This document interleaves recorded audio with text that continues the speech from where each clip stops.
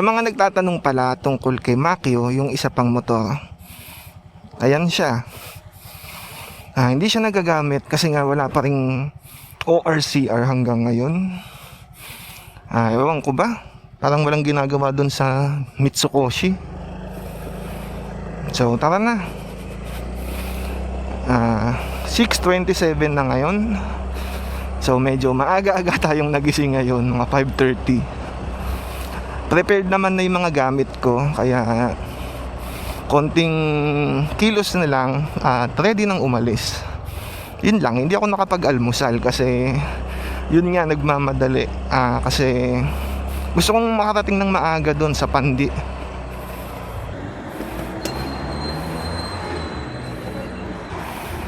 So yan, tara na. Kakatapos lang natin na magpagas. Yan mga halapips, kung mapapansin nyo, ang luwag ng kalsada ngayon dito sa Alabang Zapote Road, dito sa Las Piñas.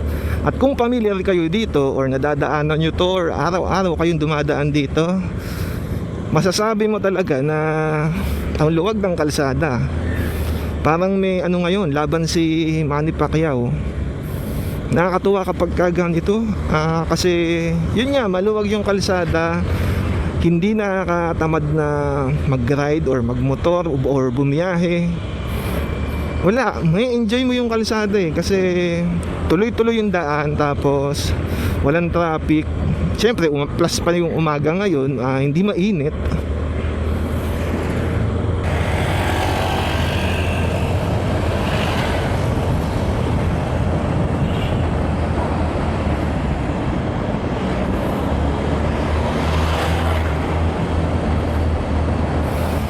Ito, pati rin dito sa Quirino Avenue sa Parañaque, maluwag din yung kalsada.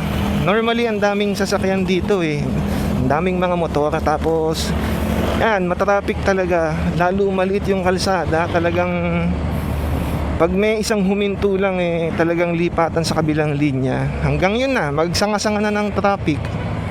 Buti ngayon hindi.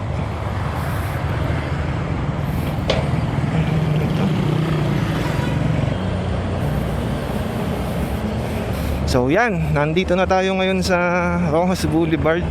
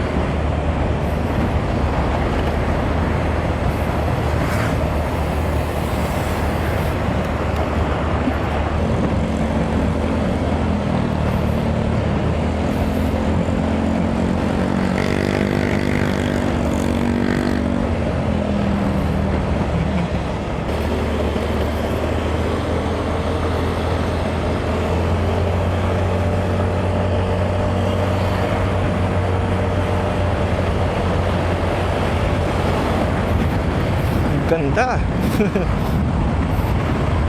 Ang ganda nung pag-akyat. Ang ganda kasi nung tama ng araw sa mga building Saktong-sakto yung oras.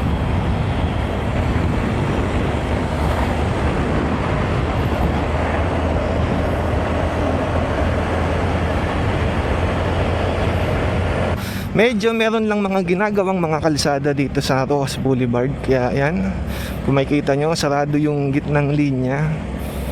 Yan, nakaka-apekto sa daloy ng trapiko. Pero hindi naman ganun kalaki yung impact kasi hindi naman traffic Kumbaga, hindi mo lang ramdam yung konti na sasakyan.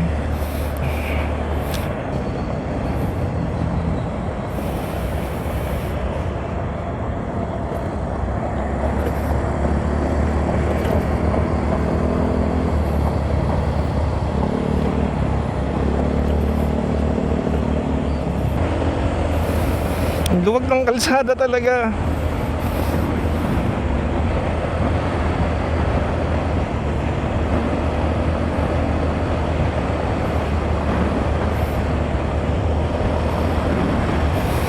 Alam niyo, parang naiisip ko nga, parang parang pandemic ngayon. Ewan ko ba, dahil sa luwag na itong kalsada, nakakapanibago. Ano to? Stop? Hindi. Stop. Saan yun? Ba't siya dumiretso lang? Laka, pag ako nahuli na ito. Ito, papunta na tayo ngayon sa Binondo. Dito kasi yung Paquiapo eh. Dito yung pa Binondo. So, sana hindi traffic.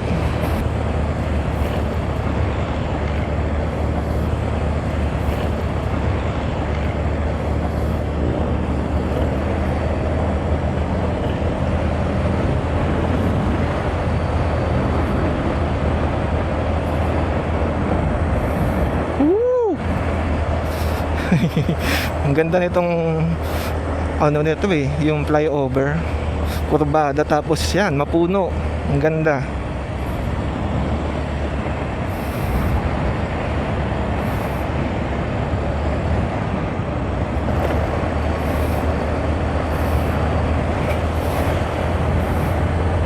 Chinatown. Tapos Jones Bridge. Ang ganda ng ganito. Ang sarap pumunta dito sa Binondo pag ganitong maluwag yung kalsada. Kaso lang, pag ganito, malamang marami ring sarado ditong establishments.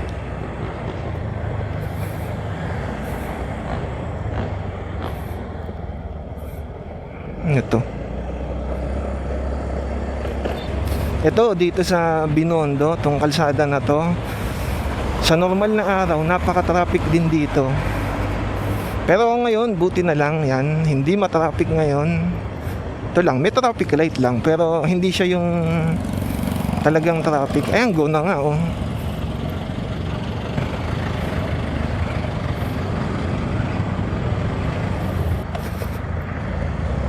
Malaman dito sa Reyna Regente tsaka Abad Santos, sana hindi traffic. Ayan, maluwag, kita agad pagka akyat na itong tulay. Sarap talaga ng gantong biyahe. Ilang beses ko nang gustong pumunta dito eh, kaso iniisip ko palagi yung traffic. Ngayon hindi traffic, kaso mga sarado naman yung mga pupuntahan mo.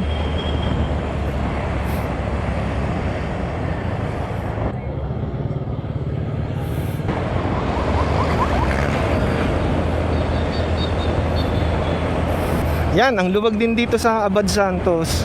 Ang problema lang kasi dito, sunod-sunod yung traffic light. Minsan alternate pa. Yung traffic light kung nasaan ka, mag-go yun. Tapos yung kasunod, stop. Pero ngayon, parang pare-pareho sila ngayon ng mga nakago eh. Pero yung mga pagdadaan ako dito, hindi ko alam, alternate yung mga traffic light nila. Kaya lalong nagpapatagal ng biyahe. Tapos, yun nga, traffic.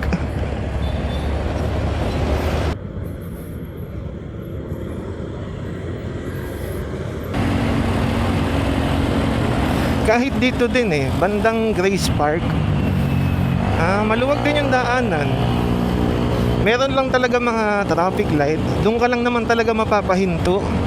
Wala naman yung mga normal na nakikita natin tulad ng mga build up. Wala. Eto, abutin ako nito ng traffic light.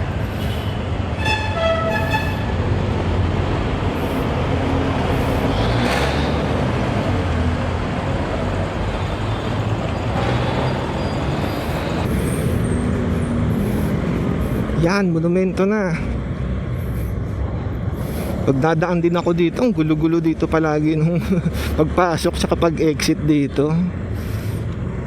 Ngayon maluwag talaga.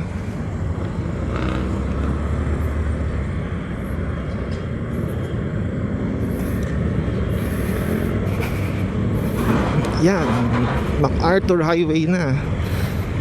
Valenzuela na tayo. Tapos yan, dire-diretso na to papunta ng Mikawayan, Marilao, yun, Bukawi, tapos Pandi.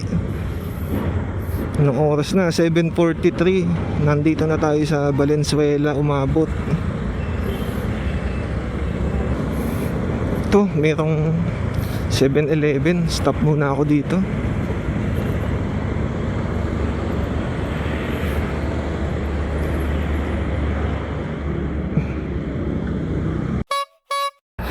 Yan, uminom lang ako ng tubig dito sa 7-Eleven. Ewan ko ba, parang palaging parehong lugar lang yung nahihintuan ko pag papunta ako dito. Laging dun sa 7-Eleven na yan sa Marulas. Hindi ko alam kung bakit. Siguro pag dumadating ako banda dito, ramdam ko na yung uhaw or yung ngawit sa pag-upo.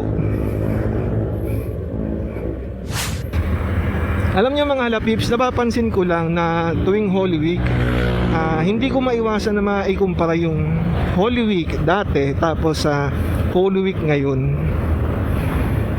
Dati kasi nung bata ako, tuwing Holy Week, napakatahimik ng lugar. Wala ka masyadong makikitang tao sa labas. Parang isipin no, parang nung panahon ng quarantine natin, parang ganun, yung mga panahon na ECQ, MECQ, parang ganun yung Holy Week para sa akin dati ha. Kasi hindi kami pwedeng maglaro.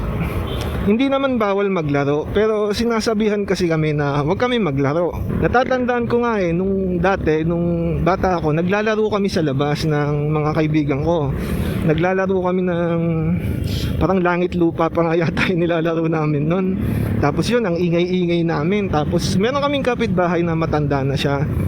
Tapos napaka-relihiyoso niya. Relihiyosa pala. Ayun, lumabas siya habang naglalaro kami. Tapos pinagalitan kami. Sabi niya parang mga bastos daw kami, ganun. Kasi naghihirap ngayon ang Diyos. Tapos kami naglalaro sa labas, iingay kami. Parang sinasabi niya kami, yung parang magdasal, ganun. Yung sinasabi sa amin eh. Ayun, di na kami naglaro. Pero syempre, tanda ko yung lola na yun. Kasi tuwing, hindi naman Holy Week, sinasaway rin niya kami. Tapos yun, may mura pang kasama yun ha, pag ganun, sinasaway niya kami. Naalala ko lang yun. Kasi isa yun sa mga highlight dati. Yung lola na yun na palagi kaming minumura. Tapos relihiyosa. Ba't dito parang medyo may mga traffic? Isa pa sa natatandaan ko dati, yung mga pabasa. Meron pa rin naman siya ngayon. Pero ang tanda ko talaga dati sa pabasa is more on pakain lang. Kasi pumupunta kami sa pabasa para kumain. Hindi ko naiintindihan yung ginagawa nila doon. Nakikita ko lang na nagbabasa sila ng libro sa parang pakanta yata yung ginagawa nila doon. Pero ang focus ko nasa pagkain lang. Ma-attend lang ako sa pabasa or kami. Dati kasi sa amin yung pabasa, madaling araw pa lang madidinig mo na eh. Kasi kung saan sila magkakaroon ng pabasa, merong malaking megaphone doon sa labas ng lugar na yon kung saan nga sila magbabasa. Kaya madaling araw pa lang, dinig na dinig mo na yung pabasa. So alam mo na may pakain. Tapos tuwing Friday naman, sinasabihan kami na maligo bago mag 3 PM. Kasi daw pag 3 PM daw, patay na daw yung Diyos. So yun, hindi ko na gigets yung ibig sabihin nun, yung connection nun. Pero syempre ginagawa namin yun, naliligo na kami bago mag 3. Tapos isang beses hindi ako nakaligo ng 3, wala, kinabukasan na ako naligo. Yung kasi yung sinasabi nila eh. Yan, nandito na pala tayo ngayon sa Bukawi. Tapos ito naman yung mga napapansin ko na nag-iba na ngayong tuwing panahon ng Semana Santa. Siyempre una dyan is yung entertainment. Kasi dati wala talagang entertainment. Tuwing Holy Week, wala kang mapapanood sa TV kundi yung mga religious na palabas, mga Superbook, Ten Commandments, tapos yung Passion of the Christ, yung mga ganong klaseng palabas. Tapos meron pa tuwing tanghali dati, di ba, kasi may mga noontime show. Hanggang sa ngayon pa naman meron tayong mga noontime show. Pero kasi dati kapag Holy Week, yung mga noontime show, drama yung palabas nila. Hindi ibang palabas pero sila mismo, yung mga gumagawa sila ng mga drama na palabas. Parang ngayon hindi na ganun parang mga replay na lang yung mga pinapalabas nila. Tapos ayun nga, wala nga kaming entertainment dati. So pag-asa mo is makarenta ka ng mga palabas, yung mga VCD, mga ganon. Tapos wala rin pang internet dati, kaya wala ka talagang magagawa kundi tumunga nga sa bahay, maglaro ng tahimik lang. Kung gusto nyo, magbulungan kayo habang naglalaro para hindi kayo mapagalitan. Tapos ito pa, napapansin ko ngayon, pagka Semana Santa daw or Lenten season, wag daw kumain ng mga baboy, mga karne. Hindi ko alam kung bakit kasi sa amin wala namang ganun. Sa amin, sa pamilya namin hindi ko alam kung dahil mahirap ba kami kaya hindi kami naman talaga bumibili ng baboy, kaya hindi ko napapansin. Hindi ko alam kung ganun, pero dati talaga alam ko walang ganun sa amin sa amin yun. Yan, nawiwirdan ako pag sinasabi nila na umiwas daw muna sa baboy, sa karne ngayong Semana Santa. Tsaka ngayon napapansin ko tuwing Holy Week, yun na yung panahon magbakasyon ng mga tao, magpupunta sa mga kung saan saang lugar, Boracay, Puerto Galera, Ilocos, yung mga ganon. Or siguro kasi baka wala kaming pampunta sa mga ganong lugar. Kasi sa amin, nagsiswimming kami tuwing Easter Sunday. Kaya tingin ko, mayaman kami. Hindi, joke lang. Nandito na tayo sa Santa Maria, Bulacan. So yun yung mga napapansin ko tuwing Holy Week ngayon, na ikukumpara ko sa dati. Hindi ko alam pero sa akin yun yung mga napapansin ko. So yun, kung meron kayo sa inyo, meron kayong napapansin dati na iba na rin ngayon, or wala dati tapos ngayon meron na, yan, pwede nyong i-kwento or i-share dyan sa comment. Kahit dito rin ngayon mapapansin mo na kaunti din yung sasakyan. Hindi naman ganun ka-traffic dito pero yung dami ng sasakyan hindi madami. Konti yung sasakyan, yun yung ibig kong sabihin. Eto lang, nagkakaroon lang talaga ng mga build up sa mga intersection tsaka sa mga masisikip na daanan. Yan, nahanap lang ako ng makakainan dito kasi nagugutom na ako. Hindi ko kasi sure kung may pagkain doon pagkarating ko. Hindi na ako nagtingin sa map kasi alam ko na medyo mahihirapan ako maghanap kasi nga Semana Santa ngayon, Holy Thursday. So karamihan ng mga business sarado. So baka mamaya maglagay ako ng pin tapos sarado naman, sayang. Kaya ito, kung ano na lang yung madaanan ko, yun na lang hihintuan ko. Yan, ito dumating na tayo dito sa Pandi. So malapit na dumating sa destination. Gugutom na talaga ako. So diretso na talaga to. Wala na akong ibang makita. Yun lang, medyo nakakalungkot kasi yun nga na sagi si Pacquiao nung tricycle. Hindi ko alam kung bakit. Naka-signal naman ako na pakaliwa ako. Ewan ko dun. Siyempre, kailangan kumalma tayo sa kalsada. Yan, di na lang ako nagsalita kahit na naiinis ako. Tsaka okay lang naman kasi nakita ko naman na maliit lang. Tapos may mga gasgas naman to si Pacquiao. So yan, isa yun sa tip para hindi ka masaktan na maggasgasan yung motor mo. Gasgasan mo na para alam mo yun, ikaw yung buena mano. Tapos kung madagdagan pa, hindi na masakit. So malapit na talaga ako dito sa pupuntahan ko mga halapips ha. So yun na, hanggang dito na lang to. So maraming salamat sa pagnood nyo nitong video na to. Sana nagustuhan ninyo.